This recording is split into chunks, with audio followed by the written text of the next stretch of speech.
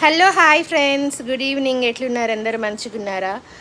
నేను మా సిస్టర్ వాళ్ళ ఇంటికి వచ్చినామన్నట్లు ఈవినింగ్ స్నాక్స్ ఏం తిందామా అని ఆలోచిస్తూ ఉండంగా మా అక్క చికెన్ పకోడీ చేసుకుందాము, తిని చాలా రోజులు అవుతుంది అనింది.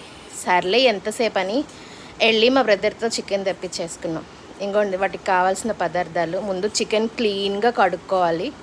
ఆ తర్వాత అందులోకి తగినంత ఉప్పు, పసుపు, కారం, అల్లం ఎల్లిపాయ పేస్ట్, గరం మసాలా, ధనియా పొడి వేసి, మీకు ఇష్టమైతే శనగపిండి వేసుకోండి, లేకపోతే బియ్యపిండి వేసుకోండి. కార్న్ఫ్లోర్ మాత్రం కంపల్సరీ కావాలి. కొంచెం ఆయిల్ వేసాను. ఆయిల్ హీట్ అయిపోయినాక ఇట్లా పకోడీ వేసుకున్నాం అన్నట్లు.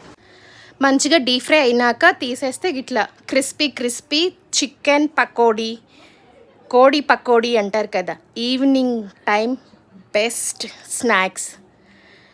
అంటే జంతువుని తిని బెస్ట్ అంటున్నావా